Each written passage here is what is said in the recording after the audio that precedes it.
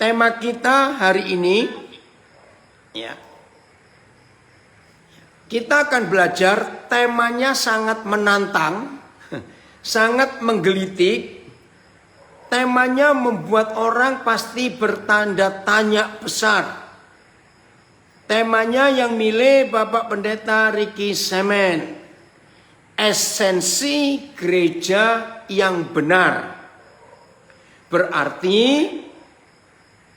ada esensi gereja yang tidak benar. Betul tidak? Kalau temanya esensi gereja yang benar, pasti ada esensi gereja yang tidak benar. Oke, kita bahas kata esensi dulu. Ya, saudara, esensi.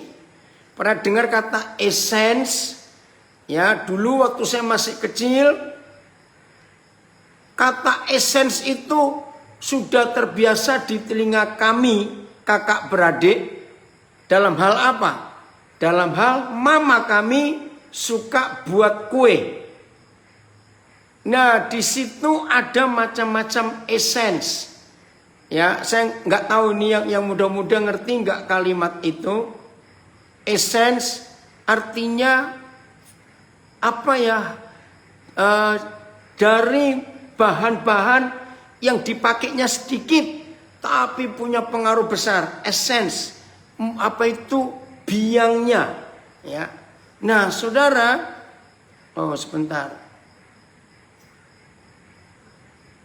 Ada gangguan nggak di Zoom?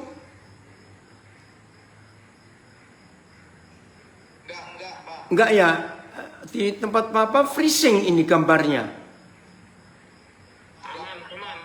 Aman ya? Oh ya, ini di sini freezing, nggak gerak. Oke, saya lanjutkan. Jadi essence itu adalah biang atau inti dari segala sesuatu. Nah, saya masih ingat waktu masih kecil, essence itu yang mama kami pakai untuk buat kue. Ada yang rasa frambos, ya, perfume, ya, sebetulnya bukan perfumnya, ya, oke. Jadi esensinya, cikal bakalnya, intinya, pusatnya. Nah, saudara, ini yang kita mau cari. Lalu gereja yang benar. Kalau sempat nanti sedikitlah kita bahas perasa kue. Betul, sebenarnya bukan perasa kue, Lili, ya, tapi apa ya, biangnya dari aroma atau apa, saripati. Oh, terima kasih Pak Nelson Sembiring. Aduh, terima kasih. Saripati. Ya, jadi bagian yang terpenting, ya, itu begitu saripati atau essence itu digunakan, wow, itu dampaknya itu ekstrak. Terima kasih dari Facebook ada namakan ekstrak, betul, ya. Nah, saudara, ternyata gereja itu harus tahu ekstraknya, saripatinya, esensnya, aromanya, biangnya itu, dan gereja yang benar. Izinkan Roh Kudus untuk membuka wawasan kita tentang gereja. Saya juga pertama kali belajar ini, saya itu kaget-kaget. Oh iya, gereja itu seperti itu. Nah, saudara lihat. Begitu pandemik ada di dunia, sejak awal 2020 yang lalu, sampai hari ini. 99% gereja di dunia, bahkan gak cuma gereja, tapi agama apa saja, boleh nggak saya pakai kata esensinya berubah. Betul? Yang tadinya fokus pusat esensi gereja itu ada di sebuah gedung. Makin kaya gereja itu, maka esensinya ada di lampunya, di sound systemnya, di LED-nya, di panggungnya, di alat musiknya. Betul tidak? Makin kaya sebuah gereja, esensinya di benda-benda seperti itu, yaitu penampilan, kemegahan gedung. Maaf ini, di daerah-daerah Kristen, kalau saudara ke Minahasa, ke Sangir, saudara ke NTT, ke Maluku, ke Tapanuli, esensi gereja itu pada menaranya. Oh, masing-masing berlomba-lomba makin meninggikan menara. Gereja sebelah tidak mau kalah, menaranya ditinggikan. Dengan gereja sebelah lagi, maaf ini. Ini fakta. Nah, datanglah si COVID, maka esensi gereja mau tidak mau harus berubah. Saya ulangi, mau tidak mau esensi gereja harus berubah. Betul tidak? Karena gedung tidak bisa dipakai. Tidak membutuhkan alat musik banyak-banyak. Karena sudah setahun ini, hampirlah setahun, kita ibadah di depan laptop, di depan HP. Gak perlu mimbar, gak perlu panggung, gak perlu. Semuanya itu. Nah, saudara, inilah fakta. Nah, tahun 70-an. Serius, tahun 70-an. Roh Kudus membuat saya menikmati esensi gereja yang benar. Itu ternyata bukan pada letak gedungnya di mana, besar kecilnya bagaimana, mimbarnya, panggungnya bagus atau tidak, dan isinya, bangku-bangkunya, alat musiknya, sound systemnya, interior desainnya, tidak. Oke, ada yang memberi usul, memberikan masukan di Facebook. Apakah esensi gereja bisa dikatakan jantungnya gereja? Boleh. Jantungnya gereja. Sama seperti manusia, nggak bisa hidup tanpa jantung karena itu memompa darah. Nah, hari ini kita akan belajar esensi gereja yang benar. Saya mulai dengan Kejadian 12 ayat pertama dan kedua. Kejadian 12 ayat pertama dan kedua. Jadi gereja itu sudah ada sejak kitab Kejadian. Ya, bahkan di pasal 11 kalau kita sempat bahas nanti sudah ditulis tentang gereja. Nah, di dalam bahasa Yunaninya disebut eklesia. Nah, kita semua tahu eklesia itu artinya yang dipanggil keluar. Lihat ini gereja. Berfirmanlah Yahweh kepada Abram, pergilah dari negerimu. Ya, eklesia adalah hidup yang dipanggil keluar. Eklesia. Nah, ini dia, pergilah dari negerimu, dari sanak saudaramu, dari rumah bapamu ini. Saudara, saya ringkas dari 3 situasi ini, dari negerimu, dari sanak saudaramu, dari rumah bapamu. Ya, saya ringkas menjadi 1 kalimat. Gereja tidak boleh mengadaptasi cara-cara di negeri di mana kita tinggal, tidak boleh mengadaptasi dari lingkungan sanak saudara kita, tidak boleh mengambil contoh, mengambil cara bagaimana di rumah papa kita, keluarga. Jadi total baru. Nah, istilahnya dicabut dari akarnya. Nah, ternyata gereja tidak sedikit, berarti banyak yang mengambil cara-cara dunia. Padahal dengan jelas berfirmanlah Yahweh kepada Abram, Pergilah dari negerimu, dari sanak saudaramu, dari rumah bapamu ini, ke negeri yang akan kutunjukkan kepadamu. Berarti total baru. Saya ulangi, total baru. Maaf, ini saya tanya Ricky, hostnya bisa di silent nggak? Ini suara ting tong ganggu sekali. Itu dari host ya, HP-nya. Terima kasih. Ya, saudara perhatikan. Untuk pergi ke sebuah negeri yang akan Tuhan tunjukkan sendiri. Oh, itu luar biasa, saudara. Total baru. Tidak boleh mengadaptasi. Tidak boleh mengambil contoh pola dari lingkungan dunia ini. Total baru. Ayat 2. Nah, esensi gereja ada di ayat 2 ini. Kejadian 12. Aku akan membuat engkau menjadi bangsa yang besar. 1. Bangsa yang besar.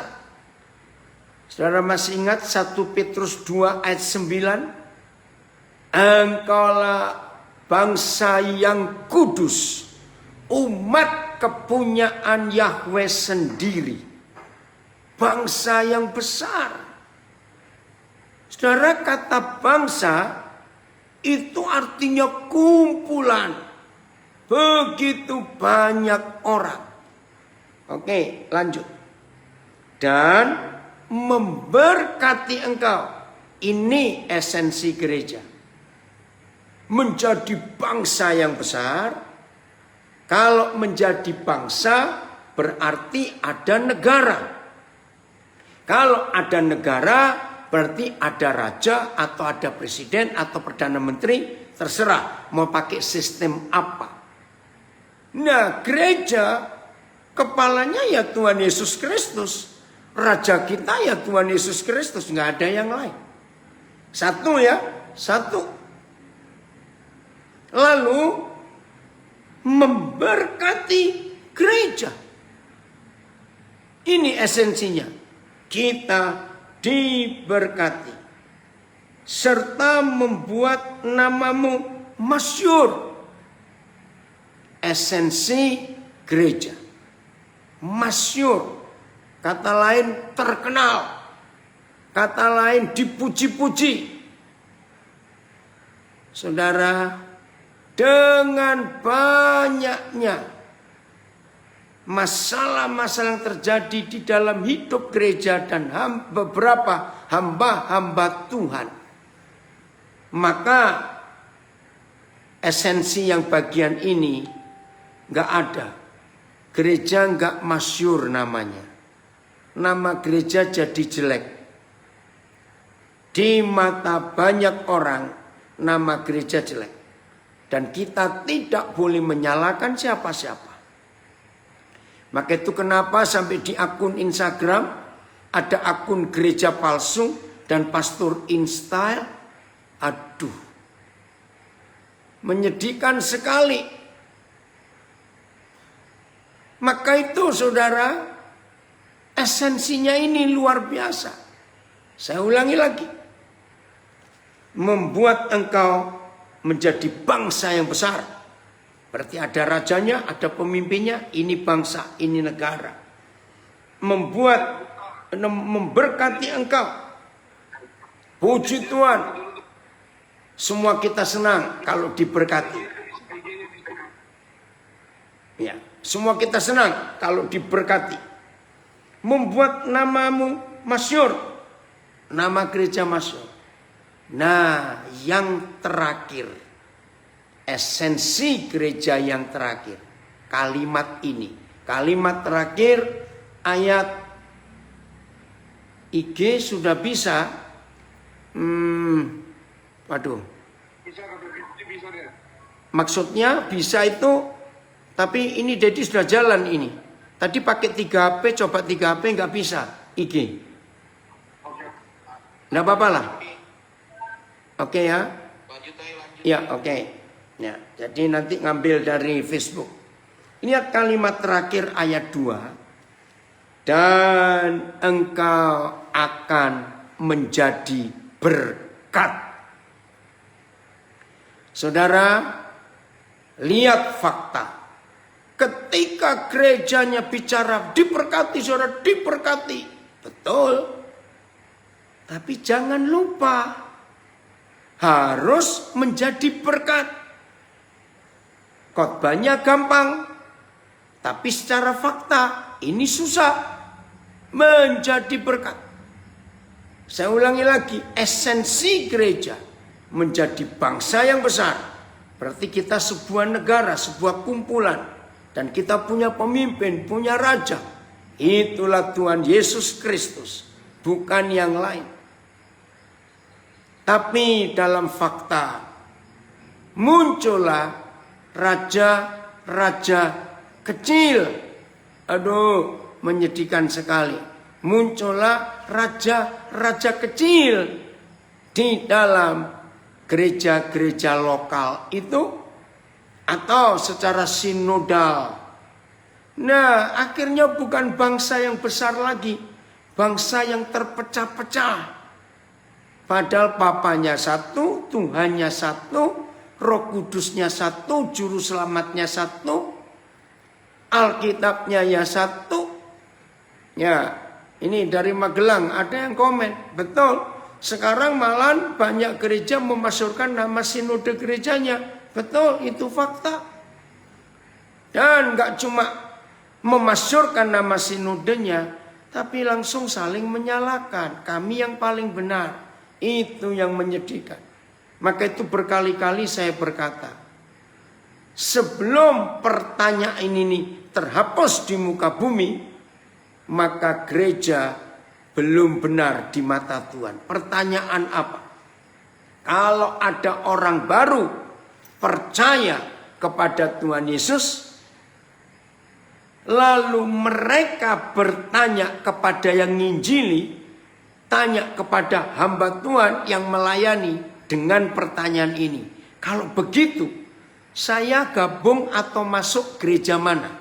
Protestan, Advent, Katolik, Baptis, GBI? Nah, saya ulangi. Selama pertanyaan ini terhapus dari muka bumi, maka izinkan saya berkata, berarti belum ada gereja yang benar di muka bumi ini. Karena masing-masing orang bingung mau gabung ke gereja yang mana. Bukankah itu menyakitkan hati Tuhan? Ada komen lagi, denominasi or demonisasi. Terima kasih yang memberi pelesetan ini. Betul. Denominasi itu sinodenya apa? Baptis. Baptis pun pecah-pecah. Betul tidak? Pantekosta pun pecah-pecah. Protestan pun pecah-pecah. Lihat. Nah, kalau demonisasi, wah itu namanya kesetanan. Tapi ini istilah betul. Denominasi atau demonisasi. Terima kasih yang komen, saya belum kenal ini. Saya lanjutkan. Kita nggak jadi bangsa yang besar, kita malah terpecah-pecah. Terus memberkati. Oke. Kalau memberkati betul, kita sudah keberkatan sangat luar biasa. Itu betul sekali, ya. Bahkan ada komen di Zoom, bahkan tidak sedikit jemaat menganggap gembalanya jadi raja-raja kecil. Maka itu saya bilang jadi raja-raja kecil. Betul itu. Nah, oh ini Sony di Bandung. Oh Son, maaf Papa baru tahu ini. Jelas ya? Nah, diberkati sudah. Terus membuat nama kita masyhur, kita gagal lagi.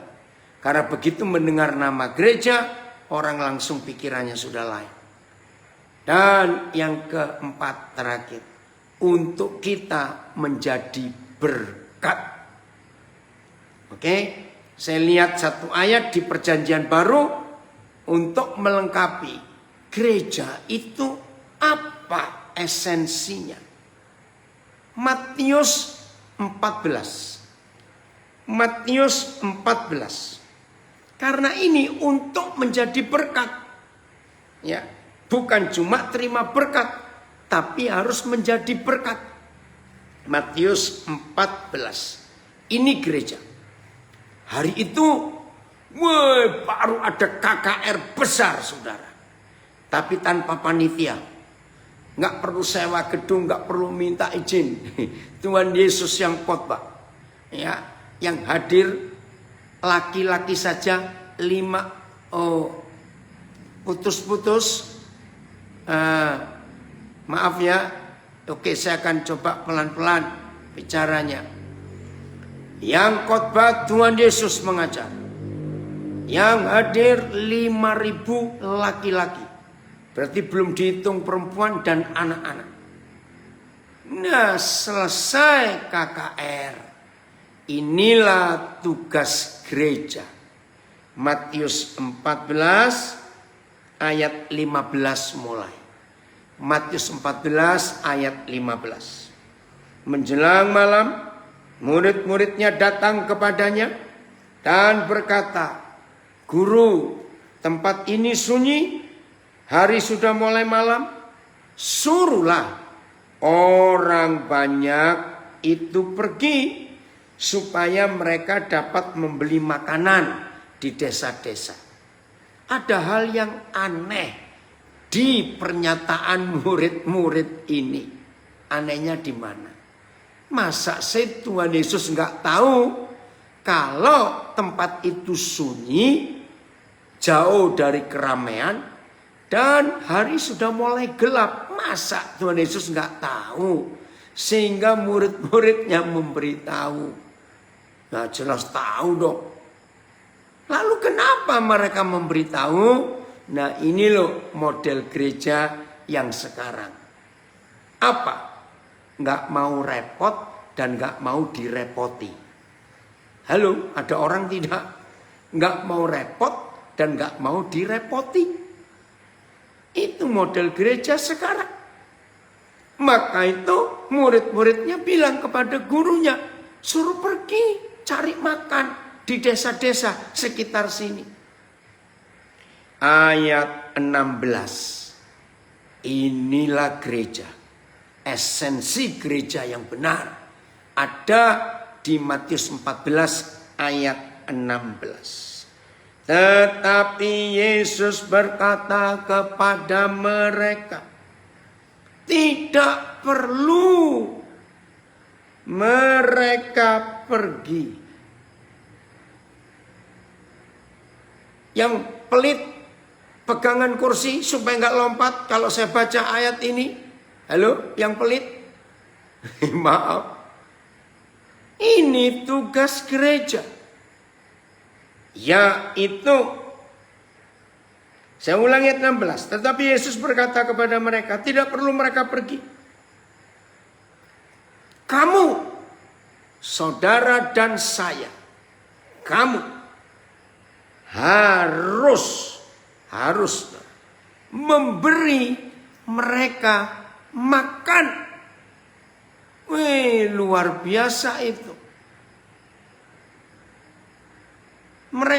Kamu harus memberi mereka makan. Saudara, ini esensi gereja yang benar. Pasti ada yang menjawab, wah, kalau begitu kesempatan dong orang-orang itu mau cari makan di gereja. Maafkan saya, Tuhan Yesus yang merintah. Tuhan Yesus yang perintah. Nah, ini tugas kita. Masih ingat kalimat pertama tadi, kata-kata pertama? Selama pandemik ini, gereja dipaksa untuk kembali ke esensi yang benar. yaitu tidak sibuk dengan gedung, tidak sibuk dengan tata cara ibadah, dengan seragam, dengan latihan musik, dan sebagainya. Tapi ini waktunya gereja sibuk memberi makan banyak orang di masa susah seperti ini. Saudara, awal-awal pandemik Tuhan memberi saya hikmat. Saya tidak tahu ya berapa banyak. Nah, ini anak-anak saya jadi saksi karena saya perintahkan mereka. Nah, awal pandemik saya bersama istri ada di Papua. Nggak bisa kemana-mana karena di Nabire bandara ditutup, pelabuhan ditutup. Sampai hari ini Pemda Nabire belum mengizinkan kapal masuk. Nah, jadi kami nggak bisa kemana-mana. Lalu mendengar banyak orang susah. Roh Kudus beri saya hikmat, saudara. Maaf saya cuma kesaksiannya. Ini esensi gereja. Saya punya banyak nomor telepon sopir taksi, sopir Grab. Saya punya banyak. Roh Kudus gerakkan saya untuk kontak beberapa mereka. Sambil saya tanya, betul gereja suka beralasan. Nggak bisa cari penumpang yang nggak bisa, Pak. Nah, maaf ya saudara, ini kesaksian. Saya bilang bisa nggak kirim nomor rekening? Bapak ingin kirim, nggak banyak, supaya anak-anak bisa jajan. Saya bilang begitu. Saudara, mereka kaget. Nggak seberapa, bukan jutaan. Aduh, saya juga nggak punya uang sebanyak itu. Tapi betapa berartinya. Setelah itu saya lakukan. Saya merasa belum puas. Bagaimana caranya? Nah, karena di Nabire nggak ada Gojek, nggak ada GoFood, nggak ada GoSend. Lalu saya perintahkan anak-anak saya, ya, kalau mereka nggak punya uang, saya kirim uang. Begini, pesan makanan, beli apa saja terserah kamu. Misalnya beli 2 porsi atau 3 porsi, jangan cuma 1 porsi. Saya bilang paling dikit 2. Terus begitu Gojek atau GoFood atau GoSendnya sudah dapat, kan tanya diantar kemana. Saya ajari anak-anak saya. Katakan, Pak, Tuhan Yesus sayang keluarga Bapak. Bapak pulang untuk makan. Wih, mereka kaget, saudara. Bahkan suatu hari ada seorang anak saya ini pelayan di rumah kuliner, ya, di daerah Pegangsaan, depan tapi itu patung proklamasi, gedung Megaria, rumah kuliner. Tiba-tiba dia kirim saya menu makanan. Itu bulan puasa, ya saya masih ingat bulan puasa, bulan Mei, akhir April, awal Mei. Tanya, loh, kenapa kamu, saya nggak nangkep. Kenapa kamu kirim menu makanan ke Papa? Ya, namanya Musli, orang Cianjur. Dia bilang, Pak, warung kami sepi. Biasanya kalau bulan puasa, waduh, orang buka rame, ini sepi. Aduh, saya sadar. Oke, apa yang saya buat? Saya di Papua, saudara. Nggak mungkin kirim makanan ke sini dari Jakarta. Saya dapat hikmat. Saya kontak beberapa orang yang saya kenal, yang saya tahu hidup mereka ya begitu-begitulah. Saya kirim menu makanan itu. Mereka kaget. Untuk apa? Kalian milih yang kalian butuhkan untuk orang rumah. Terus kirim WA ke Musli. Saya bilang begitu. Loh, terus sudah pesan. Yang bayar siapa? Saya bilang saya yang bayar.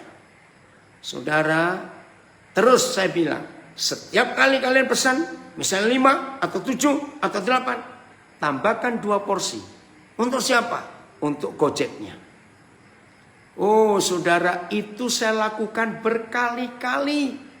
Dan tidak sedikit Gojek, GoFood itu ada yang minta didoakan. Ya kita nggak tahu kapan benih Injil itu akan tumbuh. Bukan urusan kita.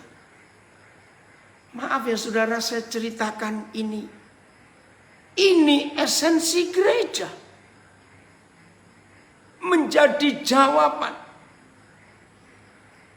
Kenapa harus orang lapar diperhatikan? Oh, jangan main-main. Matius 4 ayat 2 dan 3 yang baru tahu hari ini supaya saudara catat. Matius 4 ayat 2 dan 3 ada firman begini. Wih, menakutkan. Saya dapat rahasia itu bulan Mei 98. Tepat ketika kerusuhan Jakarta, Indonesia membara Mei 98. Setelah berpuasa 40 hari 40 malam, maka laparlah Yesus. Jelas itu ayat 2. Ayat 3 saudara.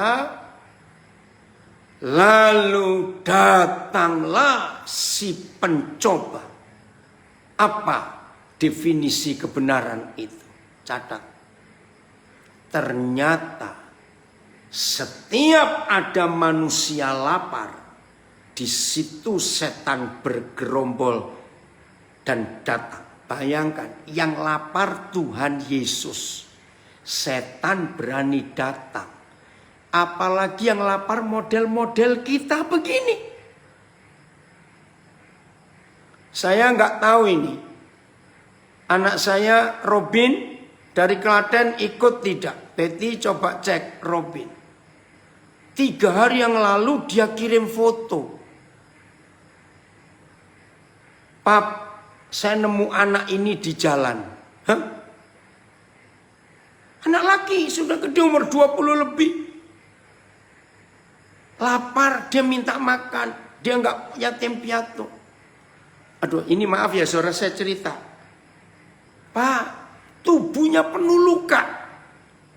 Koreng di mana-mana. Terus hobinya, aduh geli ya, maaf ya saya harus ngomong. Ini anak saya itu, mudah-mudahan dia gabung. Dia itu kalau lapar nggak bisa makan. Ini orang Jawa, nitili. Jadi korengnya itu dikupas terus dimakan. Hei, saya bilang ini anak bagaimana? Makanya itu Pak. Udah saya kirim uang, cepat ajak makan. Woi, begitu diajak ke warung, saya dikirimi fotonya. Ampun, saya lihat dia makan sebanyak itu. Nah kemarin telepon lagi, Pak, anak ini sakit kulitnya sampai di dalam-dalam di bawah. Loh kenapa? Ternyata nggak pernah ganti celana dalam. Aduh, saya kirim uang lagi, cepat belikan. Terus saya bilang, udahlah, daripada repot celana dalam berikan sarung saja lebih enak. Maaf.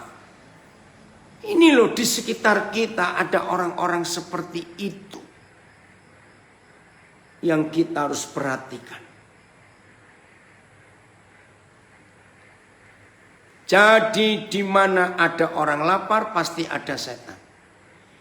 Dan maafkan saya kalau saudara akan saya buat terkejut, mungkin ada yang marah, silakan. Baca semua ayat tentang perpuluhan. Karena ayat cuma ada di Perjanjian Lama. Saudara, hampir semua ayat yang Tuhan firmankan tentang perpuluhan selalu diakhiri dengan kalimat supaya ada makanan, supaya mereka makan sampai kenyang. Tapi hamba-hamba Tuhan mata duitan, maaf, menggunakan ayat perpuluhan untuk merampok uang jemaat, memperkaya diri. Perhatikan baik-baik semua ayat tentang perpuluhan di Perjanjian Lama. Karena Perjanjian Baru nggak ada. Itu selalu supaya mereka bisa makan. Maka itu terkutuk gereja yang membuat uang perpuluhan buat nyicil kredit gedung, buat bayar listrik. Maaf. Ini harus kita perhatikan. Kesaksian yang Pak Pendeta utarakan membuat pelajaran buat saya. Belum ada orang seperti Pak Pendeta, walau gereja pun belum pernah saya dengar. Maaf saya tulis ini. Enggak apa-apa, itu kejujuran. Oke, Adriel, salam ya, Opung senang kenal kamu Adriel. Ya. Jadi semua ayat perpuluhan itu untuk makan. Tidak boleh untuk beli mobil pelayanan. Tidak boleh beli motor. Tidak boleh untuk gedung. Bukan untuk yang benda makan. Karena di mana ada orang lapar, di situ ada setan. Catat. Nah, sekarang saya minta juga nanti saudara yang di Zoom, yang di Facebook bisa usul. Ya, begini, saya ingin bawa saudara untuk melihat esensi gereja yang benar. Saudara tahu nggak? Gereja itu bisa disebut rumah sakit. Betul ya? Karena kesembuhan ada di dalam Kristus Yesus. Dan lewat kita gerejanya. Gereja itu juga harus berfungsi sebagai rumah sakit. Terus, saya bisa gambarkan gereja itu pabrik, industri besar. Industri apa? Oke, kalau namanya pabrik pasti punya produk, bukan? Punya barang-barang hasil buatan pabrik itu. Saya tanya, oi, Jos, wie geht's dir? Ya, ada Olin di situ, Jos. Ini anak saya dari Jerman, Jerman Utara. Lama ini Papa nggak dengar kamu, Jos. Olin, ada Joshua itu. Ya. Saudara dengarkan. Oh, puji Tuhan. Ini ada yang komen firman yang tajam. Ya harus. Gereja itu pabrik. Gereja itu pusat industri. Saya sebut dengan cepat. Keselamatan itu produk gereja yang utama. Keselamatan, betul tidak? Pengampunan dosa. Ya, kelepasan, kemerdekaan, damai sejahtera, sukacita. Ya, apalagi banyak saya nggak bisa nyebut ini. Sebutlah yang menjadi kebutuhan pokok manusia. Itu gereja yang dipercaya Tuhan sebagai distributor tunggal. Artinya kalau manusia, betul, gereja itu pusat kehidupan Kristus. Jadi kalau manusia pengen dapat produk damai sejahtera, harus cari gereja. Kalau manusia ingin dapat tidur nyenyak, rasa tenang, cari ke gereja. Kalau manusia ingin sehat hidupnya, cari ke gereja. Kalau manusia ingin bahagia, ya di gereja. Bukan yang gedung, bukan yang denominasi. Gereja itu seperti rumah makan. Ada banyak menu-menu sehat. Ini luar biasa. Ini anak saya Ustadz Soleh dari Palembang komen. Makasih nak. Ya saya bersyukur ini seorang Ustadz yang rajin belajar firman Tuhan. Yang belum kenal ada di Zoom. Ya kajian firmannya menusuk hati. Terima kasih Papi. Tuhan Yesus datang buat orang sakit. Buat sembuh. Amin. Baru si Mangunsong. Gereja menjawab kebutuhan. Betul. Sebut apa lagi? Gereja itu seperti terminal.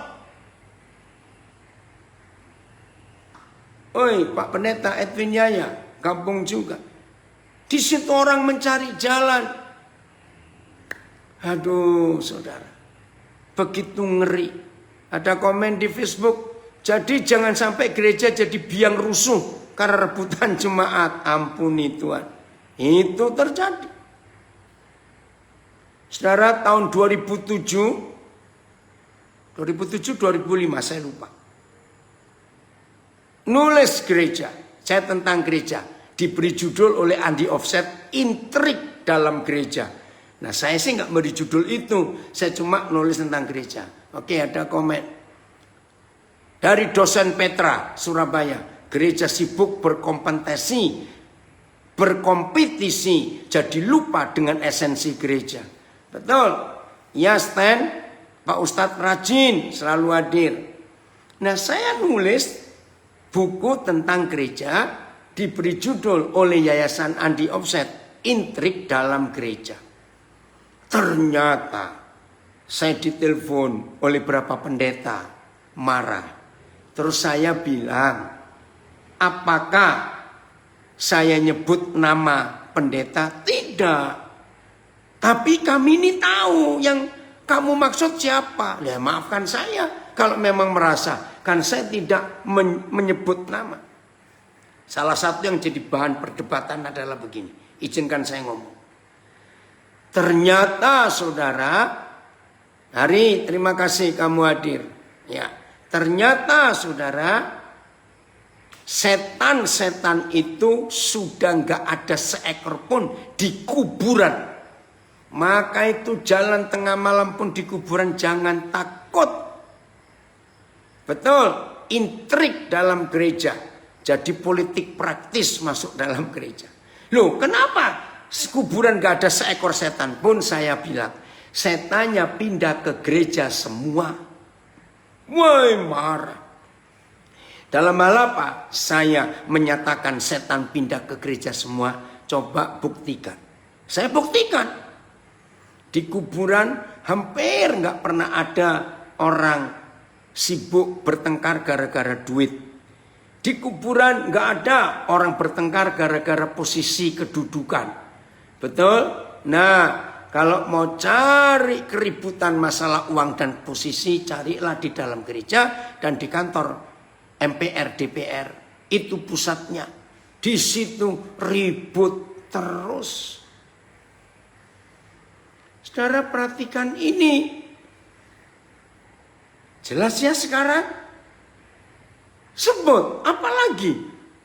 Pokoknya gereja itu harus menjadi pusat kehidupan yang luar biasa. Baru ngeh katanya, betul. Aduh, saya ingin ngomong sedikit ini, tapi yang mengerti bahasa Belanda. Tolong. Yang masih muda-muda nggak apa-apa, dengerin aja sebagai tambahan pengetahuan. Waktu saya masih kecil, ya orang-orang tua zaman saya masih kecil itu masih pakai bahasa Belanda. Nah dari kecil saudara saya itu dengar ada ribut-ribut masalah KTP, ada ribut-ribut masalah ini, ribut-ribut masalah itu. Maka orang-orang tua zaman tahun 60-an, 70-an waktu itu selalu bilang, "Narda Gemeente, pergi ke Gemeente sana." Saya tuh bingung. Nah, Gemeente waktu itu di Indonesia itu kantor pemerintahan. Narda Gemeente.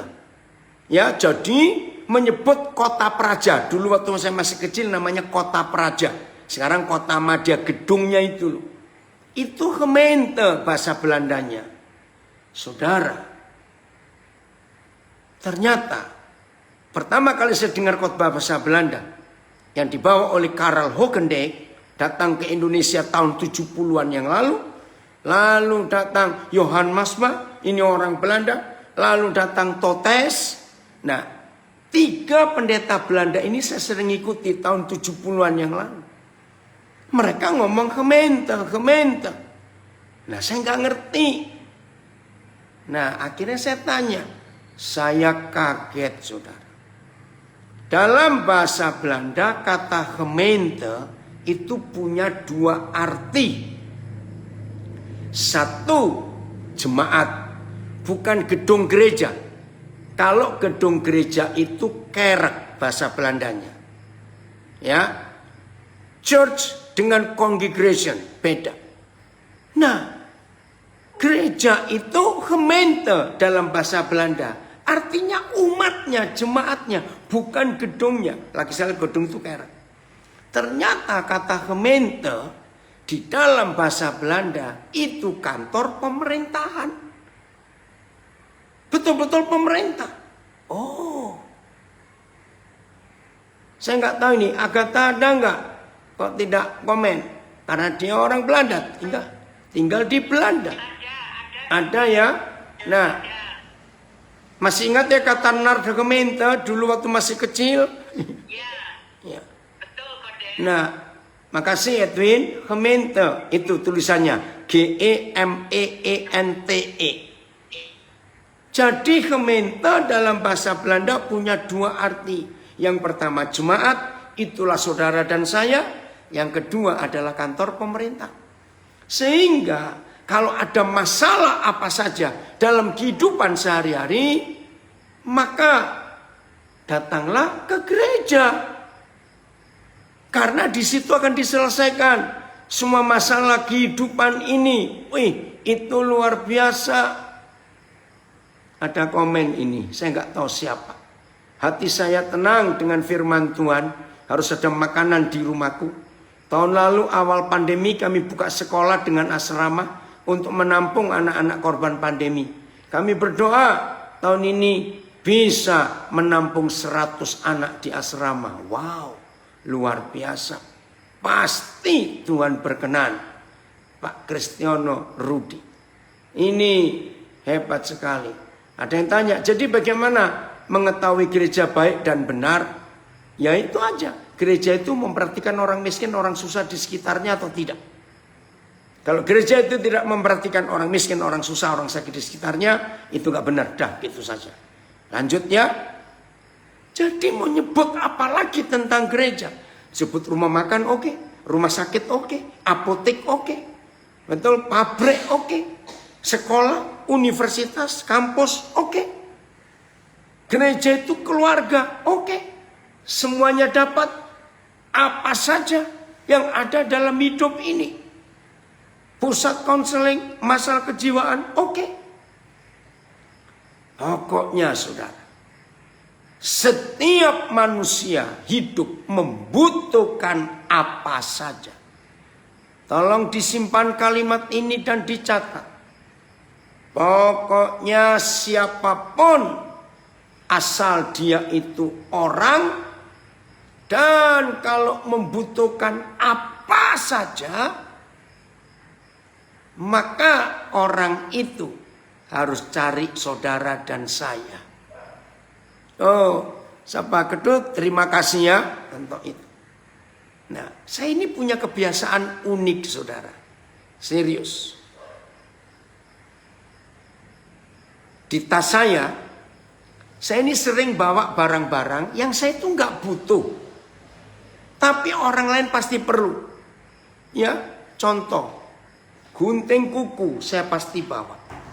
Obeng kecil untuk kacamata saya bawa. Ya. Pokoknya apa sajalah yang kecil-kecil. Nah, sehingga maka itu kalau orang pergi dengan saya, tas saya sebut tas Doraemon. Karena ada. Mau kantong belanja ada. Saya usahakan. Maka itu saya katakan di awal tadi. Esensi gereja yang benar adalah gereja yang siap direpoti dan mau repot. Itu yang saya bawa. Pernah pergi ya ikut tour. Tiba-tiba Roh Kudus gerakkan saya untuk saya bawa ketel air panas. Saya pikir sebetulnya saya nggak perlu. Tapi saya suruh bawa, saya bawa. Yang pakai listrik itu. Betul. Ternyata sampai satu tempat. Hotel itu tidak menyediakan air panas. Waduh, ada yang perlu air panas malam-malam. Puji Tuhan, saya bawa. Ya udah, biar dipakai. Karena saya gereja. Saya tahu. Oh, betul. Pernah minjem apa, Gata?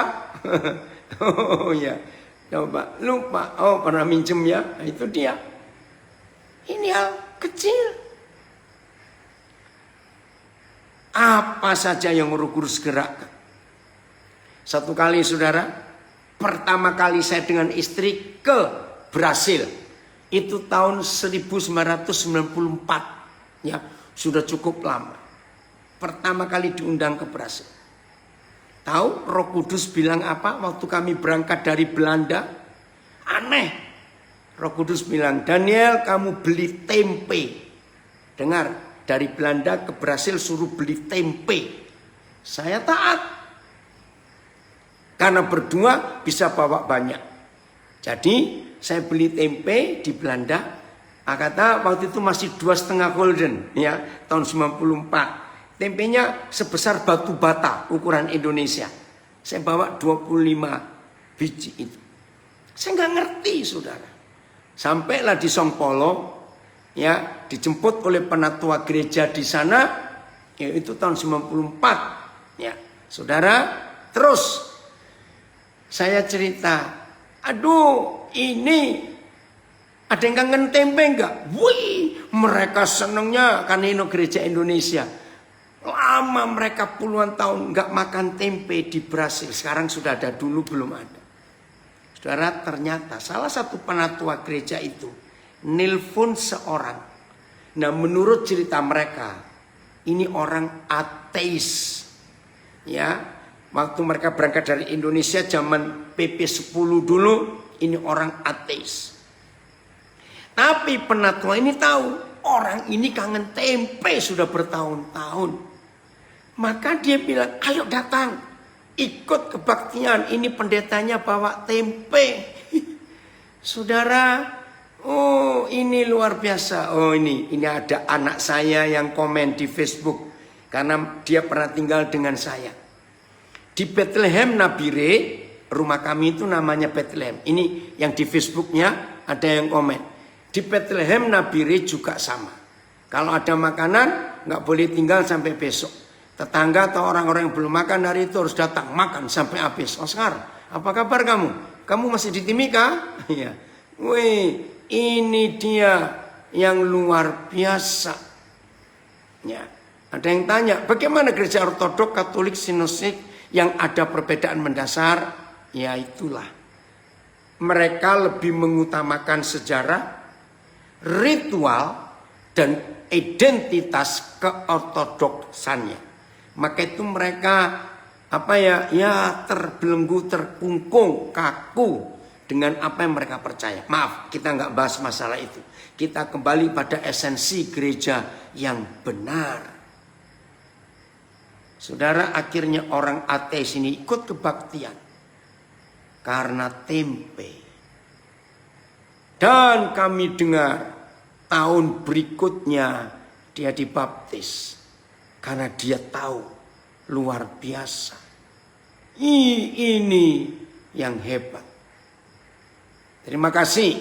Ini anak saya Amang Siombing. Gereja seharusnya menjadi jawaban berbagai masalah. Bukan menjadi preman rohani. Maaf katanya. Betul. Iya kata karena tempe. Ternyata orang-orang tua yang berangkat dari Indonesia tahun 60-an awal. Sudah lama nggak makan tempe, tapi gara-gara Roh Kudus suruh saya bawa tempe, Tuhan menyelamatkan satu jiwa. Puji Tuhan untuk orang itu, untuk keselamatan itu. Jadi sekarang pilihannya, mau bagaimana dalam hidup kita? Ketika pandemik ini muncul, semua ritual, semua liturgi, semua tata cara ibadah, maaf. Maka itu hari ini kita harus tahu, Tuhan menghendaki kita jadi gereja yang benar. Gereja yang menjadi jawaban untuk banyak orang. Bagian terakhir, saya akan mengajak saudara melihat gereja esensi yang benar dari kitab yang terakhir, yaitu Wahyu 21. Wahyu 21. Kita melihat ayat ini. Mulai ayat 3. Inilah gereja yang benar. Bukan sibuk dengan doktrinnya. Bukan sibuk dengan liturginya. Bukan sibuk dengan tata cara ibadahnya. Bukan sibuk dengan pakaiannya, dengan dupanya, dengan atributnya. Kalau Jawa bilang dengan tetek bengeknya. Aduh sampai kacau. Ada gereja nggak bisa ibadah. Hanya ketinggalan satu benda saja. Nggak bisa, tunggu. Waduh capek sekali. Wahyu 21 ayat 3. Sibuk dengan panggung, betul. Ya. Lalu aku mendengar suara yang nyaring dari takhta itu berkata, nyaring, lihatlah. Saya ganti langsung, gereja Tuhan ada di tengah-tengah manusia, dan ia, Tuhan, akan diam bersama-sama dengan manusia, dan manusia akan menjadi, di tengah-tengah manusia, dan Tuhan akan diam bersama-sama dengan manusia. Manusia akan menjadi umatnya, dan ia, Tuhan, akan menjadi Tuhan mereka. Woi. Saya simpulkan ayat 3. Berarti antara Tuhan dengan manusia nggak ada jarak. Dengar. Esensi gereja yang benar itu tidak boleh memisahkan Tuhan dari manusia. Maaf. Tidak sedikit gereja-gereja membuat peraturan yang menyulitkan manusia bertemu Tuhan. Tolong jawab iya atau tidak. Benar atau salah kalimat saya ini. Saya ulangi. Tidak sedikit gereja-gereja membuat peraturan yang begitu rumit dan sulit sehingga Tuhan dengan manusia terpisah. Karena tidak melakukan ini, tidak melakukan itu. Kurang ini, kurang itu. Masa masalah dupa saja dipersulit, dupa-dupa. Ada gereja pakai dupa. Ada gereja pakai alat ini, pakai alat itu. Satu alat nggak ada. Masa ibadah bisa batal? Ribet betul. Maka itu Wahyu 21 ayat 3 ini dahsyat. Hai gereja, jangan pisahkan Tuhan dari manusia. Jangan pisahkan. Sebab Tuhan sangat rindu untuk tinggal diam bersama-sama manusia. Benar, karena doktrin dan peraturan yang ketat, banyak jemaat kecewa, nggak mau ibadah. Iya, karena peraturan. Maaf ini pengalaman saya dulu sekarang kan. Kan dari sejak saya melayani awal tahun 70-an saya sudah pakai batik sudah.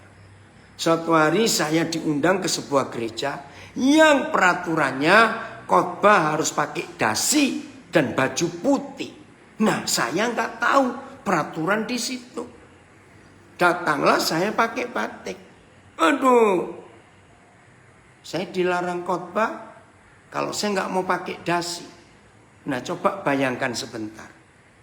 Pakai batik terus pakai dasi, itu jadi apa? Terus batiknya suruh masukkan dasian. Aduh. Oh, putus-putus. Kenapa Riki? Jangan tertawa kamu. Saudara, betul-betul saya nggak boleh khotbah. Ya sudah, saya nggak pulang. Saya tetap duduk mendengarkan gembalanya khotbah. Apa sih nggak boleh khotbah? Hanya gara-gara saya nggak mau pakai dasi. Oh, putus-putus ya suara. Aduh, Tuhan tolong ini dalam nama Yesus. Ya. Jadi Wahyu 21 ayat 3. Tuhan gak mau dipisahkan dengan manusia. Gak mau. Jadi dia itu gak betah di surga. Pengen segera pindah ke dunia. Karena ada manusia. Saya harus jelaskan. Manusia di ayat 3 Wahyu 21 ini. Manusia itu bukan kita loh. Jangan salah ngerti. Tolong rekan-rekan pendeta, khususnya saudara-saudara, rekan-rekan saya dari gereja segala bangsa Gesba, saya mau sampaikan. Manusia di Wahyu 21 ayat 3 itu bukan kita. Loh, Lah kita ada di mana? Nah, kalau saudara bertanya, ini jawabannya. Kita itu gereja itu. Gara-gara ada kita di dunia, maka Papa pindah dari surga. Karena dia nggak betah, di sana kesepian. Amin ya Riki. Tuhan itu kesepian di surga. Karena nggak ada manusia. Jadi manusianya yang di ayat 3 ayat 21 itu adalah orang-orang yang menjadi sasaran keselamatan Tuhan Yesus. Gereja lebih ke arah konser musik, betul. Karena make up aja dikomentari, harus yang bagus, serius ini. Bagi yang belum tahu supaya tahu, betul. Saya pernah pelayanan di sebuah gereja. Ternyata WL singer kebetulan perempuan. Make upnya nggak betul. Disuruh turun untuk betulin dulu. Bayangkan. Saya mau baca ini komentar dari Magelang bagus. Gereja lebih ke arah konser musik. Karena make up aja dikomentari harus yang bagus. Lah malah gak fokus hadirat Tuhan. Fokus penampilan pelayanan. Memang begitu. Inilah gereja yang menyedihkan. Iya, sudah seperti event organizer. Acara-acara show. Jadi jangan lupa. Esensi gereja yang benar adalah Tuhan tidak mau dipisahkan dari manusia. Gara-gara saudara dan saya ada di dunia, maka Tuhan pindah ke dunia. Saya lupa, satu kali saya baca terjemahan yang pakai kata begini. Saya baca lagi. Lalu aku mendengar suara yang nyaring dari takhta itu berkata, lihatlah, kemah Tuhan ada di tengah-tengah manusia. Dan ia akan berdomisili. Tahu kata domisili? Artinya pindah. Ia akan berdomisili bersama-sama manusia. Wih, luar biasa. Kalau kita sudah tahu tentang apa esensi gereja yang benar. Ini ada komen di Facebook Dr. Hari Nenubais. Melalui firman Tuhan malam ini, maka kita perlu melakukannya supaya dapat disebut sebagai gereja yang benar. Sebab kalau tidak, maka akan disebut gereja yang tidak benar atau gereja palsu. Betul, setuju. Iya, miliaran rupiah untuk LCD, televisi sebagai background. Betul. Kalau panggungnya besar itu LED-nya, tapi pengentasan kemiskinan untuk diakonia hanya dikasih sembako. Aduh, kasihan. Oh, masih putus-putus ya. Tuhan ampuni. Maaf ini saya nggak bisa apa-apa. Oke ya, Tuhan tolong. Saya akan usahakan nanti kirim rekamannya. Ya, jelas ya. Jadi Tuhan akan berdomisili, pindah ke dunia. Wih, ini luar biasa. Oke, ada komen lagi. Sebentar ya. Jadi kuasa manusia mengalahkan firman Tuhan. Betul. Namanya tidak berdasar. Yang tertulis sesuai kata Tuhan Yesus Kristus. Benar. Itu menakutkan sekali. Ayat 4 sekarang. Ini ayat terakhir. Oh, terima kasih. Saudara perhatikan. Begitu Papa yang maha kasih, yang maha adil. Begitu Papa sudah pindah ke dunia karena ada kita dan dia sayang umat manusia.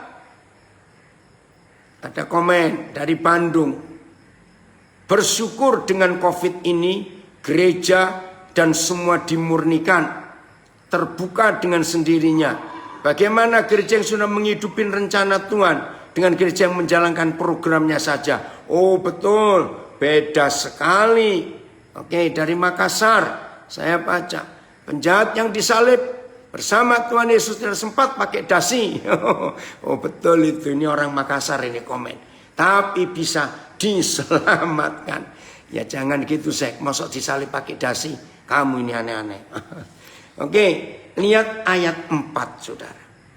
Begitu papa sudah pindah ke dunia dan berdomisili di dunia. Lihat Wahyu 21 ayat 4. Terima kasih papa. Dan iya. Jadi kalau ada yang gak setuju dengan khotbah ini, keroyok pendeta Ricky Semen karena dia milih temanya. Nah saya buka sekarang Ricky ya. Ini, jadi papa gak salah karena kamu yang minta temanya. Oke. Saya baca ini ayat 4 Wahyu 21. Wih, ini luar biasa saudara. Begitu papa sudah berdomisili di dunia. Begitu papa sudah menyatu dengan umat manusia. Gara-gara kita sebagai rumahnya, sebagai gerejanya. Dan ia akan menghapus segala air mata dari mata mereka. Dan maut tidak akan ada lagi. Wih, ini luar biasa. Satu kali saudara saya baca berita di Kompas. Saya nggak tahu ini anak saya Roni Talapesi yang pengacara hadir tidak. Hari itu ditangkap seorang anak remaja umur 16 tahun. Membunuh kakaknya gara-gara kaos kaki. Sayang, peraturan membuat saya nggak bisa ketemu anak itu. Saudara, ini keluarga miskin. Nah, suatu hari kakaknya itu kerja dapat bonus. Terus dapat kaos kaki. Nah, adiknya itu sangat pengen punya kaos kaki.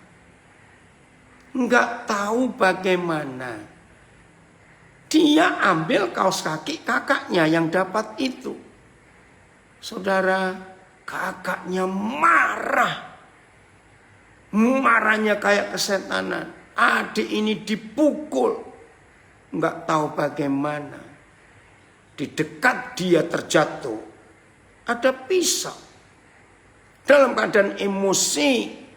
Dia tusuk kakaknya. Pas kena bagian vital. Kakaknya meninggal. Waktu saya dengar berita itu, saya telepon anak saya pengacara.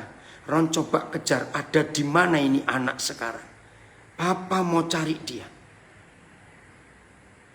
Bawa nama papa untuk jadi wali anak ini. Karena dia masih di bawah umur. Sayang, itulah peraturan karena agama. Ketika saya ngaku saya pendeta, maaf Pak, dia ini muslim. Aduh, sayang sekali. Nah itu cara saya. Kenapa saya ceritakan? Gara-gara ayat 4 ini. Jadi begini ya. Di mana ada gereja. Ricky dan semua hamba-hamba Tuhan. Di mana ada gereja. Maka di sekitar kita hidup dan kita tinggal. Tidak boleh ada orang yang bisa menangis lagi. Sebab kehadiran gereja itu bisa menghapus air mata orang susah. Maka itu sejak tahun 70-an saya sudah menghidupi gereja ini. Esensi gereja. Saya berkata begini gara-gara ayat 4 Wahyu 21. Tolong para pendeta catat kalimat ini. Karena ini penting sekali. Kalau sampai ada orang mati bunuh diri. Yang wajib dan patut disalahkan. Adalah saudara dan saya yang dekat dengan rumah korban. Loh, kok kenapa aku disalahkan? Berarti selama korban hidup tidak pernah tahu di dekat rumahnya ada jalan keluar, ada solusi. Sadis. Tapi itulah esensi gereja yang benar. Jadi nggak sibuk dengan alat musik, dengan gedung, dengan penampilan, performan. Nggak sibuk dengan layar, multimedia, maaf yang miliaran rupiah. Tidak. Urus manusianya. Urus hidup orang-orang susah di sekitar kita. Maka itu, ayo. Mumpung si COVID masih ada, Kita nggak bisa sibuk dengan gedung gereja. Ya, tirai bait Tuhan sudah roboh. Betul, Pak Daniel dari Bandung memberi tulisan itu, saya baca. Tirai bait Tuhan yang sudah robek jadi dua. Oh, ini lucu. Tapi betul, Den, Koden setuju. Tirai bait suci yang sudah robek jadi dua waktu Yesus mati. Ternyata dijahit kembali oleh pendeta milenial. Wah, ini kalimat seru. Yang di Facebook dengerin ya, yang di rekaman. Rick, betul nggak Rick? Tirai bait Tuhan yang sudah robek jadi dua, dijahit kembali oleh pendeta milenial. Ampun Tuhan. Iya. Aduh. Dan betul sekali kamu dapat istilah itu. Koden setuju. Maka itu akhirnya manusia terhalang lagi. Selama COVID, ini Pak Budi Wijaya komen, tembok gereja jebol semua. Betul. Maka itu saya nggak pernah berdoa supaya COVID pergi. Biarinlah. Karena banyak hidup juga dipulihkan kok karena COVID. Betul? Hari ini ada tim kami yang 4 orang kena COVID. Saya kuatkan mereka. Puji Tuhan. Nanti kalau sudah sembuh, darahmu menyembuhkan orang lain. Betul tidak? Saudara, dengan COVID, maka itu orang yang kena COVID harus bersyukur bisa menyembuhkan orang lain. Istilah Metro TV, darahku obatmu. Wih, itu luar biasa. Maka itu mari kita jadi berkat. Saya ulangi. Di mana ada saudara dan saya, maka orang-orang di sekitar kita tidak boleh menangis lagi. Yang lapar kita kenyangkan, yang sakit kita sembuhkan, yang susah kita hiburkan, yang putus asa kita berikan pengharapan, dan seterusnya. Luar biasa, saudara, luar biasa. Oke? Nah, jadi ayo, ini yang Tuhan mau. Ada komen Wahyu 21 ayat 3. Lebih hebat lagi, Tuhan tidak mau dipisahkan dari manusia. Betul, dia pindah ke dunia. Tuhan menghapus air mata dan mau tidak lagi lewat kita. Wah, keren juga semua yang pendeta lakukan. Sayang agama menjadi kendala. Terima kasih buat firman hari ini. Oh, ada yang komen, duh Koden, kalau COVID gak pergi-pergi, kita gak bisa pergi-pergi di rumah terus. Maaf, habis supaya dinding gereja jebol. Jadi siap untuk kita jadi berkat buat banyak orang. Itulah esensi gereja. Bukan pada khotbahnya, liturginya, doktrinnya, tata caranya. Tidak. Tapi dengan fungsinya kita menjadi berkat dan jadi jawaban buat banyak orang di sekitar kita. Oh, ada yang komen, tirainya diganti sama LED besar buat promo kayak jemaat kaya. Kalau enggak gitu pendapatannya menurun. Nggak bisa beli mobil pendeta sama gaya hidup mewah. Nah ini yang komen ini pendeta juga loh. Tapi sudah diperbarui. Oke ya, oh ya. Baik, Tuhan Yesus berkati kita semua. Ayo kita menjadi gereja yang benar ya. Kembali kepada pola Alkitab. Haleluya. Amin. Ya, silakan Rick. Bapak Ibu. Oke, Bapak Ibu. Bila mana ada pertanyaan boleh. Ada satu pertanyaan ini. Boleh, silakan. Ya, ada satu pertanyaan bilang bahwa begini. Kenapa hari ini gereja nggak sadar-sadar, denominasi nggak sadar-sadar, pada lewat COVID harusnya sadar. Ya. Biarin. Yang nggak mau sadar, biarin. Yang mau sadar aja kita urus. Amin. Oke. Nah, Bapak Ibu, mungkin ada yang mau bertanya. Sal, silakan kalau mau bertanya. Ya, shalom, Koden. Shalom, menjua-jua Pak Sembiring. Jiwa-jiwa. Ini menarik gitu, Koden bilang memang seperti air mengalir ya.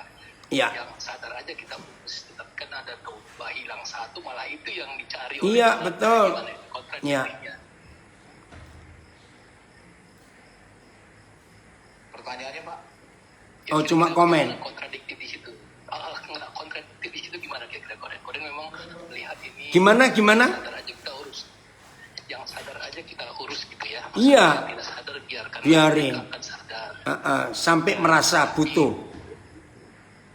Betul. Ya. Tapi dari domba-domba itu satu yang hilang malah dicari, 99 malah dianggap aman gitu. Iya, Itu itulah gimana? Tuhan. Dan kalau analoginya gimana kira-kira?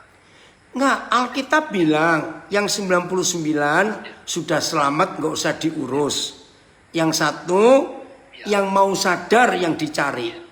Domba yang masih nakal biarin. Kan yang satu bukan cuma satu itu, ada lagi yang lain kok. Betul, ada sebagian lah itu cuma istilah satu sih. Makanya biarin dulu. Seperti kemarin Koden bilang biar kejeduk dulu baru dia balik. Oh gitu. Iya. Sambil kita berdoa gitu ya. Iya, Dan bawa betul. doa. Oke. Baik, terima kasih Koden. Ya. Spontanitas saya komentar. Oke, ini ada pertanyaan di Facebook, Ricky. Papa akan baca ya. Ini pertanyaan di Facebook. Bagaimana konsep Alkitab tentang pembiayaan operasional gereja jika perpuluhan digunakan untuk memberi makan? Nah, ini kesalahan fatal para pengkhotbah perpuluhan.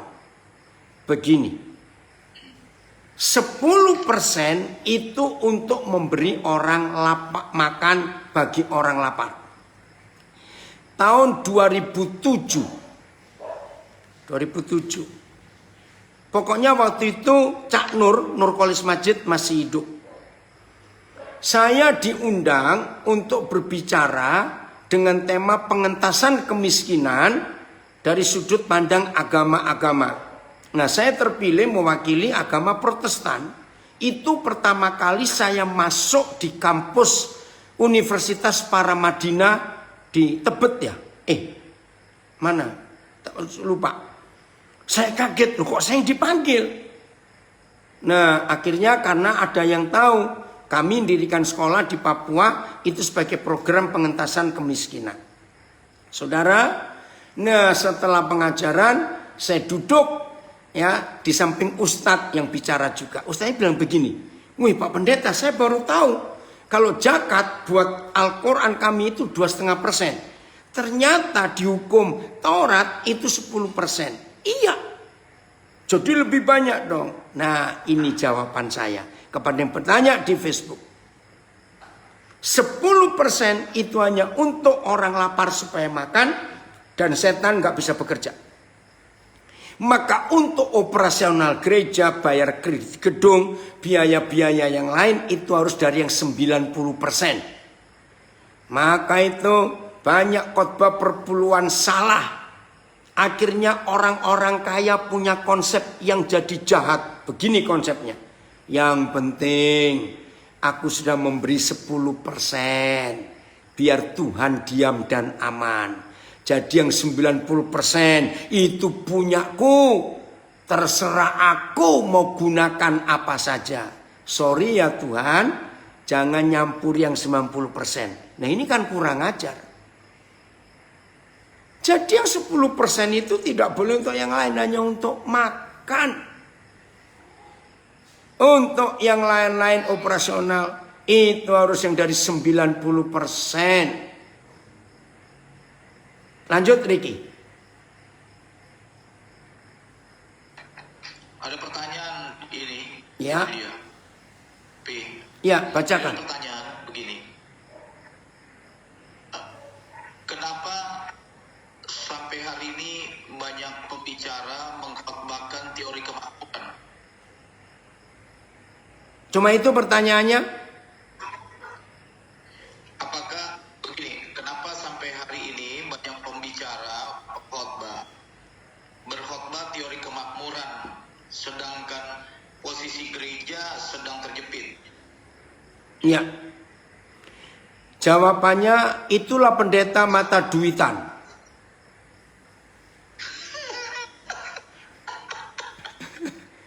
Pendeta yang mata duitan khotbahnya pasti duit melulu. Nah, Robin, kamu baru gabung. Tadi Papa cerita soal anak yang kamu temukan di jalan itu.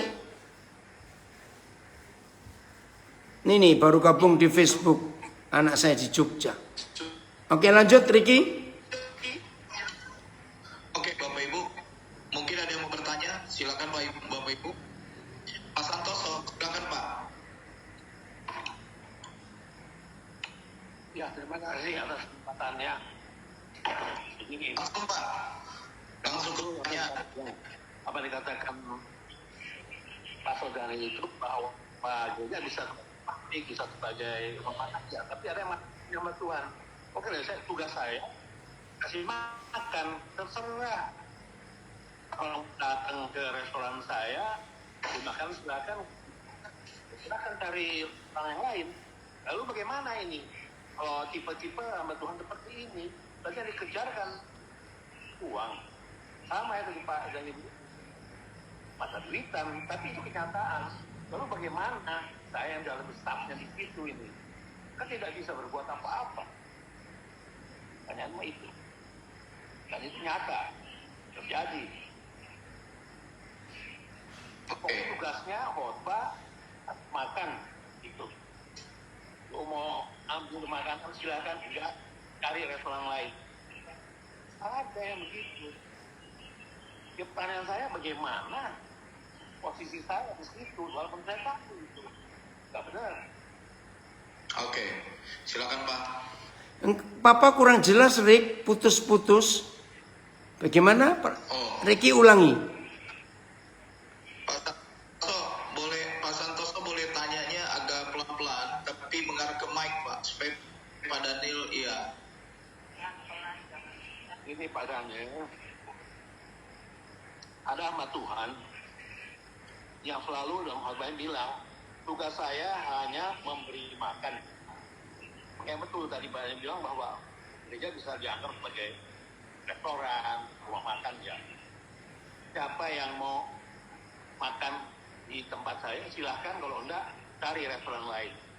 Dengan saya ada di situ. Lalu bagaimana sikap saya? Dan saya tahu itu, wah nggak benar kalau begini. Apalagi dia bilang domba-domba kan miliknya Tuhan.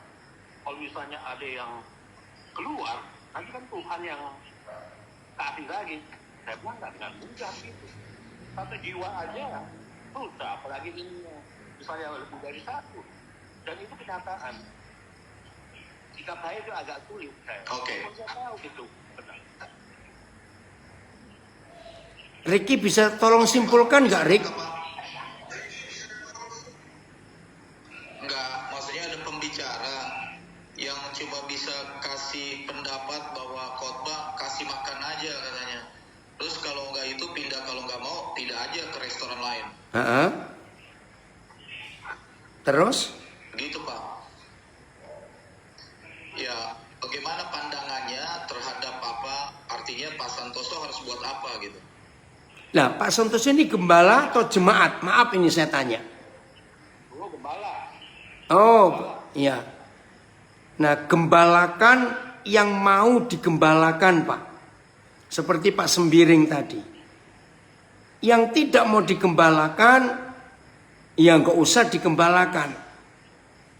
Yang mau saja kita gembalakan mereka, rawat mereka baik-baik.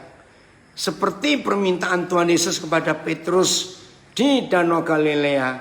Apakah engkau mengasihi aku, Simon? Kalau mengasihi, beri makan domba-dombaku. Nah, itu dia.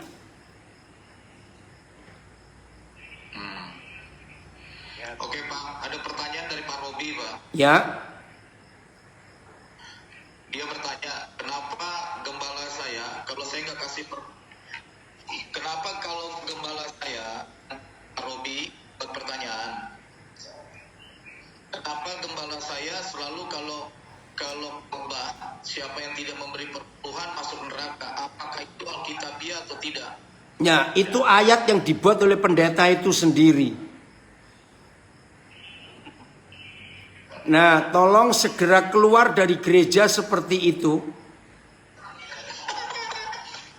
Jangan lama-lama di situ.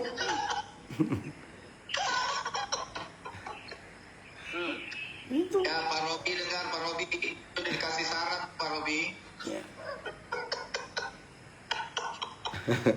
Udah Rik, jangan tertawa terus kamu ah. Itu kebenaran kok. Mau bilang apa? Kebenaran. Masa gak ada ayat masuk neraka? Makanya kejam sekali. Iya. Nih dia balas apa katanya? Yang salah kita yang dengar atau gembala sidang yang khotbah yang salah? Ya jelas yang khotbah yang salah. Mana ada ayat nggak memberi perpuluhan masuk neraka, ngawur aja. Oke Bapak Ibu, siapa lagi yang mau bertanya ini? Saya Pak Diki. Boleh, silakan Pak Kris. Ya, selamat malam semua. Kalau saya mengambil kesimpulan dari pesannya Pak Daniel Koden Papi ya. Saya alumni Ketintang Koden. Oh, kamu yang di Timor. Ya ampun, Rudi sopo iki? Rudi cilik. Ya wis. Oke. Ya. Ya, berarti kalau saya boleh ambil kesimpulan itu Koden memberi pesan kuatnya adalah gini. Kalau kita punya toko, kita bisa jadikan itu gereja. Dalam konsep yang baru yang esensi gereja yang sekarang. Kalau kita punya apapun berarti bisa menjadi satu gereja yang baru. Betul ya Koden ya? Iya, betul. Semua bisa jadi gereja. Praktek dokter jadi gereja. Betul.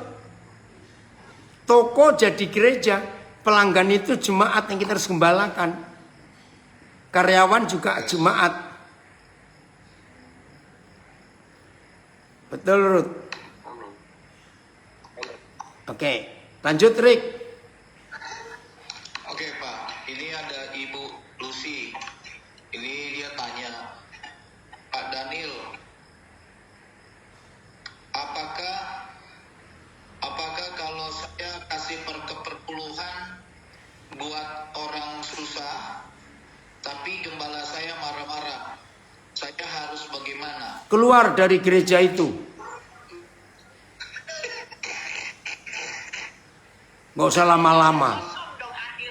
Nggak apa-apa. Ya biar gembalanya ngembalakan diri sendiri.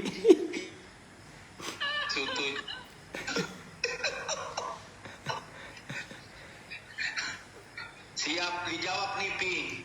Ya. Siap Pak. Besok saya keluar hari Senin. Karena gereja libur hari Senin.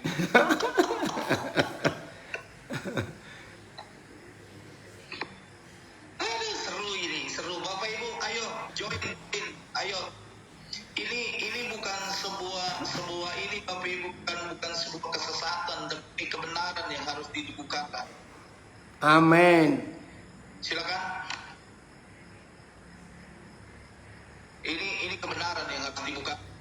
Bukan disesatkan Bapak Ibu, maafkan. Kalau Bapak Ibu masih bagaimana ya terserah Bapak Ibu menangkapnya ya, itu dia. Memang kalau mengikuti ini saudara harus punya mental yang kuat. Ya.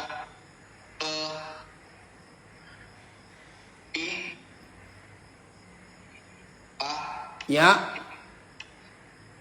Ada sebuah pertanyaan. Kenapa kebanyakan gembala sidang dan pendeta-pendeta memakai ayat Maliaki? Tolong diterangkan secara spesifik. Ya. Sebetulnya saya tuh malas bahas perpuluhan itu. Nggak habis-habis. Begini ya. Baca baik-baik kitab Maleaki yang isinya cuma 4 pasal. Itu teguran Tuhan untuk para imam. Saya ulangi. Maleaki 1, 2, 3, 4 pasal 4 pasal itu untuk imam. Jadi kalau ada pendeta khotbah perpuluhan dari Maleaki untuk jemaat, itu salah besar. Karena Maleaki untuk kami para hamba Tuhan. Jadi kita harus memberi perpuluhan, bukan jemaat. Udah cukup. Tuhan Yesus tidak pernah minta kita, menyuruh kita beri perpuluhan. Tuhan Yesus enggak. Berarti perpuluhan tidak penting. Catat baik-baik. Kalau perpuluhan penting, Tuhan Yesus pasti mengatakan kita harus memberi. Tapi dia enggak pernah sekali aja tidak. Paulus juga tidak. Semua penulis perjanjian baru tidak pernah sekalipun untuk bilang memberi perpuluhan. Enggak ada. Jadi enggak usahlah ngomong perpuluhan. Percayalah, tidak memberi pun kalau hidup kita takut Tuhan, taat, mengasihi, tetap diberkati. Percayalah itu. Oke. Pi, Ya. ini ada Bapak dari Dari mana? tanya dari Itali. Oh, Itali. Ya, dia sudah ikut katanya Supapi 2 kali. Lalu dia pernah baca buku Wisiper Revival. Terus? Dia tanya ini. Dia baca kebangunan rohani yang tidak berbisik ya. Yang tidak apa? Berbisik.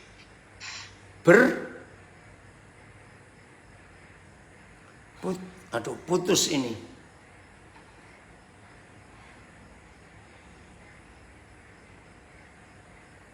Rick, jaringannya Rick.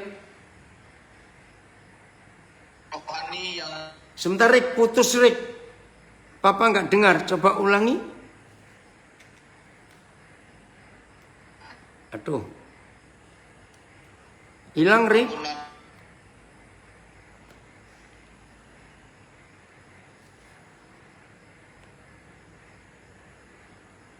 Rick, nggak dengar, putus. Oke. Maaf, sinyalnya ini Rick. Aduh.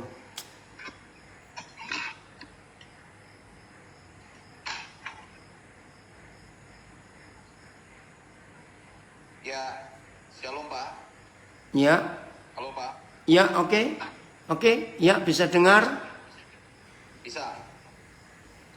Bapak ini pernah membaca buku kebangunan rohani yang berbisik.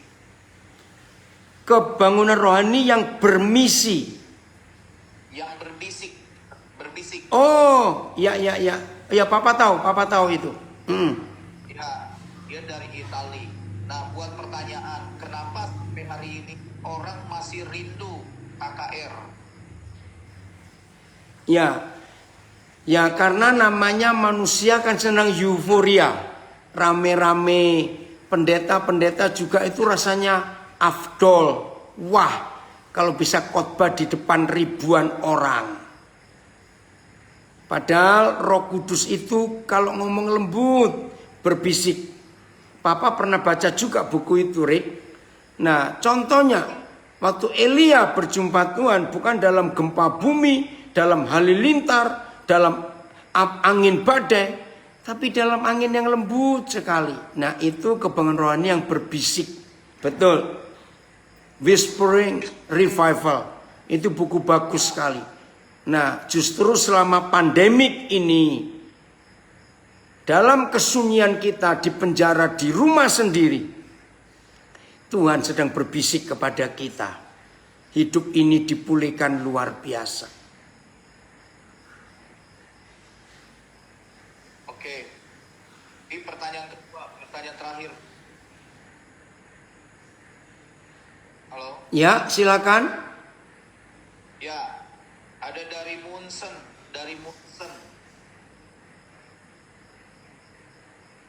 Bapak Mario sudah 3 kali dengar Papi bicara. Dia mau tanya, kalau kita tidak masuk gereja hari Minggu dosa apa enggak?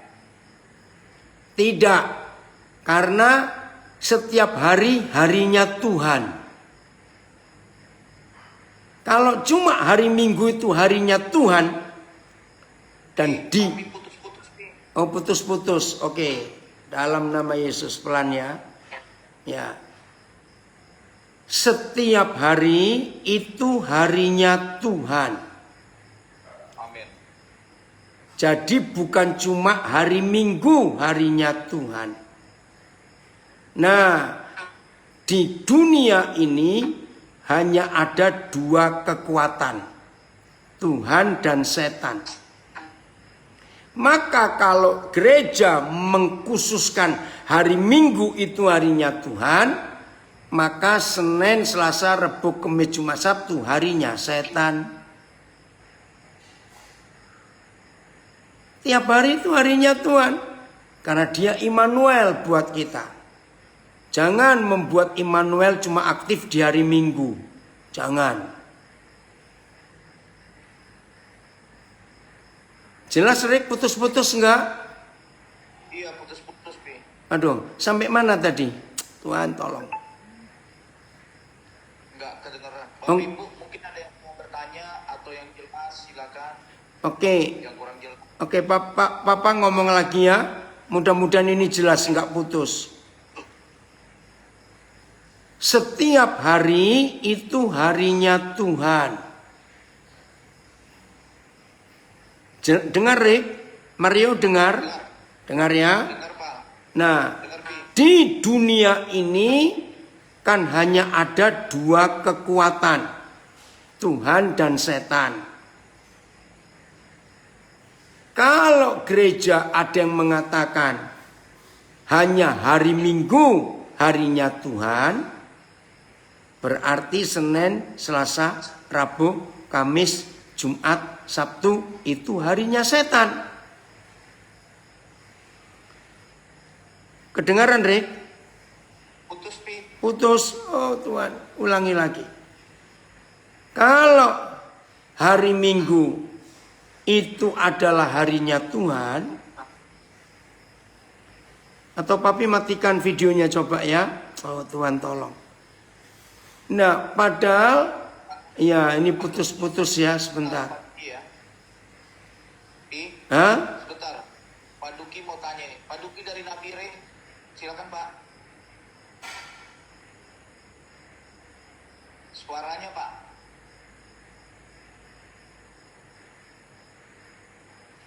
Enggak kedengeran. Suaranya, Pak Duki. Ya, maaf ini yang di Zoom. Inilah sinyalnya di Nabire ini.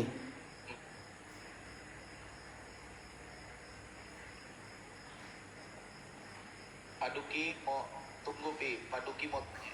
Ya, Apa, Pak? Suaranya Pak Duki enggak kedengeran, Pak. sama. Pak Duki di Nabire sinyalnya juga sama. Oh, Apa, Pak? atau nulis saja Duki. Pak Agus Endarsa, apa kabar? Dari Samarinda.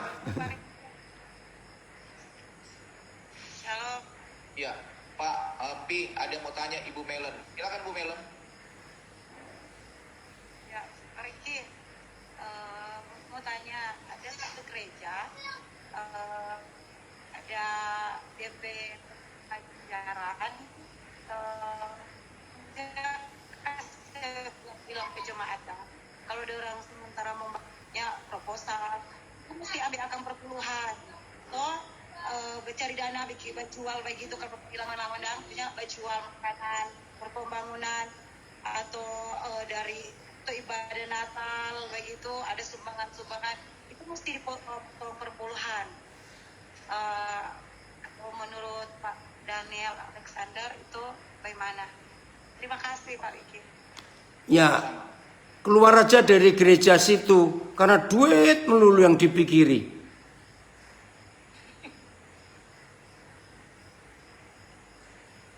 Ya, jadi keluar aja dari situ.